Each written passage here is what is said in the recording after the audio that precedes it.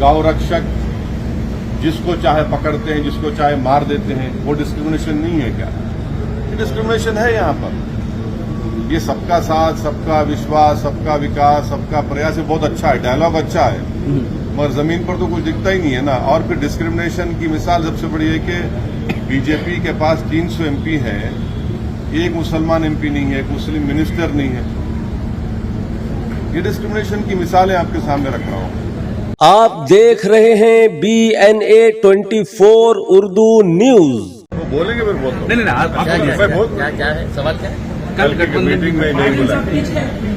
अरे देखिए, अगर भारतीय जनता पार्टी को इस देश के अंदर हराना है और तो हम समझते हैं कि कल जितने भी लोग वहां पर इकट्ठा हुए थे, जितने भी नेता वहां पर इकट्ठा हुए थे, उनसे ज्यादा अगर कोई भारतीय जनता पार्टी को इस देश के अंदर हराना चाहता है तो वो मजलिस इत्तेहादुल मुस्लिमीन है। और अगर आप MIM को छोड़ के अगर कोई ऐसा एक गठबंधन बनाना चाह रहे हैं जिसके अंदर आपका लक्ष्य ये है कि बीजेपी को हराना है करके, तो कभी कामयाब नहीं होगा। तो हम तो ये चाह रहे हैं कि भारतीय जनता पार्टी को हराने के लिए आप हमें क्यों नजरअंदाज कर रहे हैं? अगर आप ये मानते हैं, आपको मालूम है अच्छी तरीके से, एक बहुत बड़ा तबका जो है वो बैरिस्टर असदुद्दीन अवैसी साहब को मानने वाला है, कई राज्यों के अंदर मानने वाला है, तो आप इन्हें नजरअंदाज करके कहीं न कहीं आप अपने उस मकसद को कमजोर कर रहे हैं। आप बुलाइए हमें, हम आने के लिए तैयार हैं। अच्छा अभी और आपने वो भी साहब आप बताइए कि जैसे अभी इम्तियाज सर ने बोला है कि हमें बुलाइए, तो बुलाने के बाद अब मेरे बाजू खड़े रहे कि इम्तियाज साहब बोले बात से, फिर अब क्या है? सर आपकी राय बताइए सर। राय क्या है भाई? मेरे पार्टी के नहीं, आपको क्यों बुलाया नहीं है? आपके ऊपर विश्वास नहीं है, ऐसा इनका कहना है क्या? आपको नहीं मालूम, आप उनसे पूछो। आपको अपेक्षाएं थी उन्होंने बुलाने की? मेरे को नहीं मालूम क्यों नहीं बुलाए या बुलाएंगे, मेरे को नहीं मालूम। और जब इम्तियाज साहब जो बात रखी है वो बात सीरियस है ना। ये आपका और महागठबंधन का एक ही मंशा है, मोदी गवर्नमेंट को हराना, तो आप क्यों नहीं जाके रुजू हो सकते? क्यों नहीं जाके? आप जाके क्यों रुजू नहीं हो सकते? ये लोग से दोनों का मंशा तो एक ही है ना, मकसद एक ही है। खुद होके क्यों नहीं जा सकते? अब ये बताइए, प्यासा कुएं का नहीं आता या कुआं प्यासे के बताता? ये सभी तो पैसे ही है ना सत्ता के। ऐसा कौन कुआ कौन?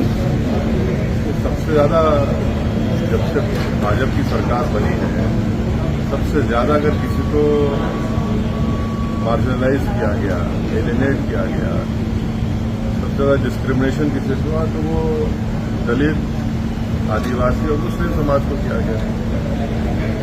तो आप इसको भी तो देखो। आप आज सबसे ज्यादा अगर मॉब लिंचिंग होती है, सबसे ज्यादा अगर किसी के घर तोड़े जाते हैं, झूठे इल्जाम में किसी को उठा दिया जाता है, तो कौन है? पूरे समाज के लोग हैं। आपको बुलाना अगर एक आपको बीजेपी को हराने का है तो आपको एक एजेंडा बनाना पड़ेगा। क्या है वो? कैसे आगे बढ़ेंगे आप? सवाल मेरा नहीं है ना, सवाल असदुद्दीन ओवैसी का नहीं है। सवाल ये है कि आप इन चीजों पर गौर करो। सर, सब अपनी अपनी राय रख रहे हैं, आपकी क्या राय है बीजेपी को हराने के लिए? आपका क्या है इस प्लेटफॉर्म पर? जो 21 साल से नहीं हरा है वो यहाँ हरा दिया ना औरंगाबाद जनता ने। इससे बड़ा एग्जाम्पल क्या होगा आपको?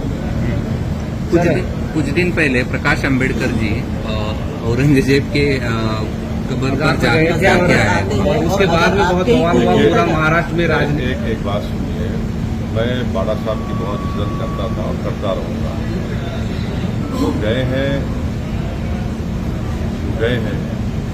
अब उसका और सब्सटेंशिएशन बाड़ा साहब खुद कर सकते हैं। वो खुद कर सकते हो, काबिल है अपनी बात रखने के लिए। पिछले कुछ दिन से महाराष्ट्र में इसी मुद्दे पर लेकर राजनीति चल रही है। कोल्हापुर या संगमनेर इस जगह जो घटना घटी है, अभी ये मुद्दा सामने इलेक्शन के सामने ज्यादा आने वाला है, आ रहा है।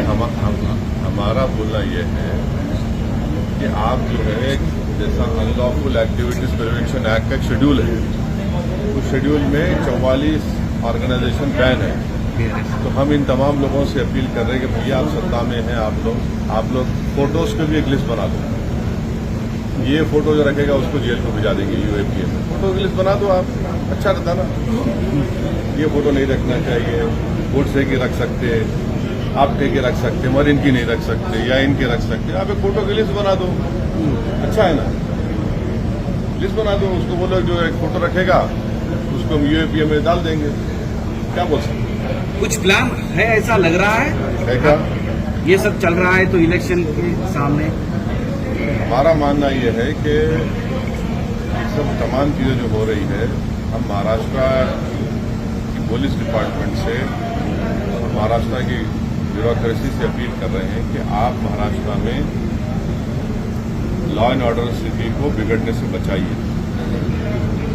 पॉलिटिकल पार्टी सत्ता में आएंगे, चले जाएंगे, मगर लॉ एंड ऑर्डर बरकरार रहना चाहिए। जो डेलिब्रेट तरीके से इस तरह से हरकतें की जा रही हैं, ठीक नहीं है महाराष्ट्र के लिए।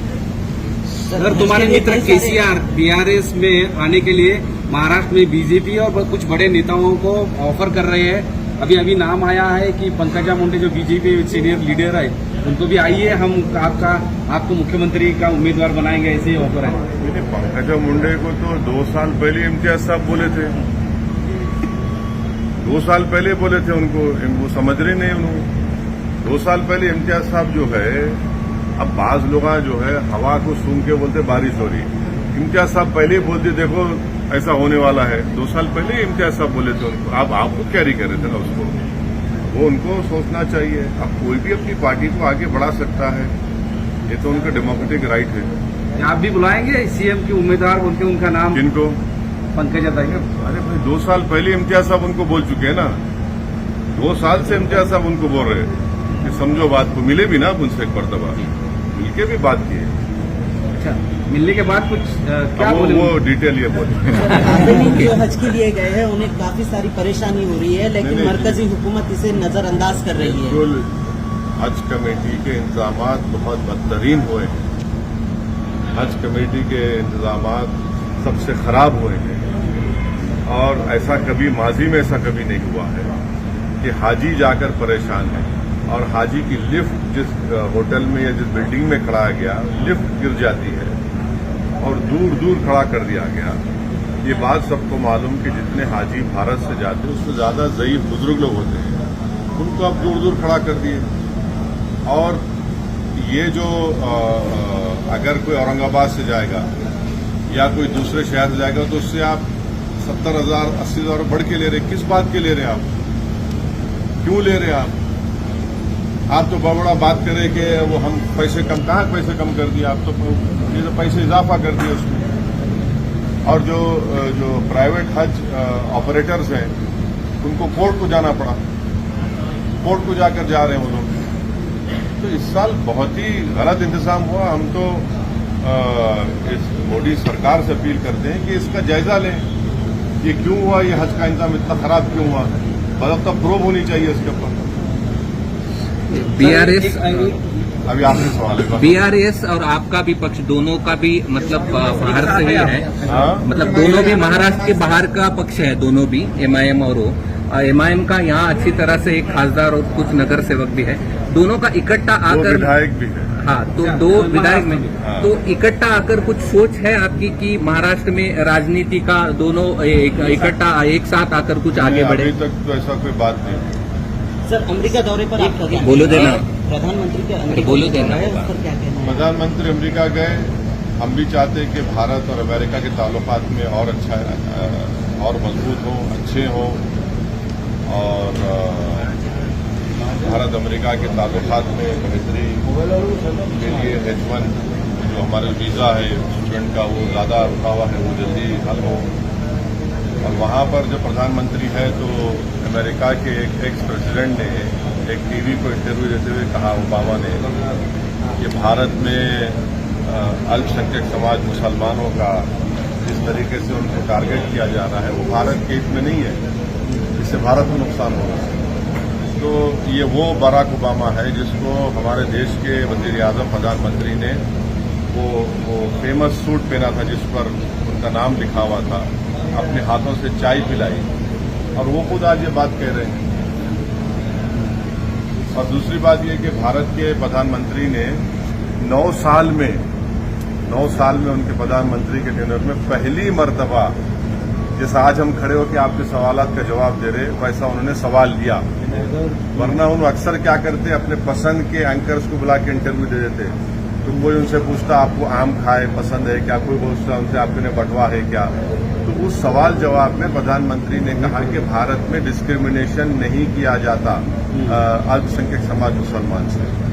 तो हम भारत के प्रधानमंत्री अभी तो फॉरेन टूर पर है, वुमन नहीं उस पर तबसरा करना चाहिए, मगर मैं कर रहा हूं क्योंकि मणिपुर में 300 चर्चेज को जला दिया गया, वो डिस्क्रिमिनेशन नहीं है। मणिपुर में पुलिस एकेडमी से 50,000 से ज्यादा एमुनेशन गोलियां चोरी हो गई, 4,000 ज्यादा हथियार लूट के लेकर चले गए। वो डिस्क्रिमिनेशन है। क्या डिस्क्रिमिनेशन नहीं है कि CAA का कानून मोदी सरकार ने बनाया सो रिलीजन की बुनियाद पर डिस्क्रिमिनेशन की निशानी है। तीसरा डिस्क्रिमिनेशन की निशानी ये है कि आपने मौलाना आजाद फेलोशिप को बंद कर दिया। हमारे अल्पसंख्यक समाज के बच्चे अपना फेलोशिप कर पाएंगे न PhD कर पाएंगे। आपने प्री मैट्रिक स्कॉलरशिप को रेस्ट्रिक्ट कर दिया और गौ रक्षक जिसको चाहे पकड़ते हैं, जिसको चाहे मार देते हैं। वो डिस्क्रिमिनेशन नहीं है क्या? ये डिस्क्रिमिनेशन है यहाँ पर।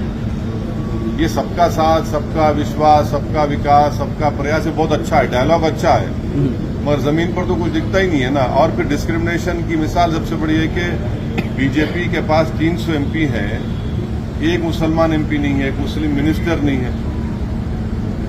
ये डिस्क्रिमिनेशन की मिसालें आपके सामने रख रहा हूं और हम उम्मीद करते हैं कि प्रधानमंत्री आप लोगों से खुल के बात करें ना। ऐसा एक ओपन प्रेस कॉन्फ्रेंस प्रधानमंत्री कर लें दिल्ली में, एक 50-60 जर्नलिस्ट को बुलाकर तुमको जो पूछना है पूछो प्यारे, दिल खोल के पूछो, मैं आज जवाब दूंगा। विदेश में जाकर देते, यहाँ देने, भारत में देने से उनको इतना क्यों पिछड़ जाते हैं? जिस तरह सेंट्रल जांच एजेंसियों की कार्रवाई हो रही है उस पर क्या कहना है? हो रही है जांच, क्या बोल सकते हैं, सब देख रहे हैं।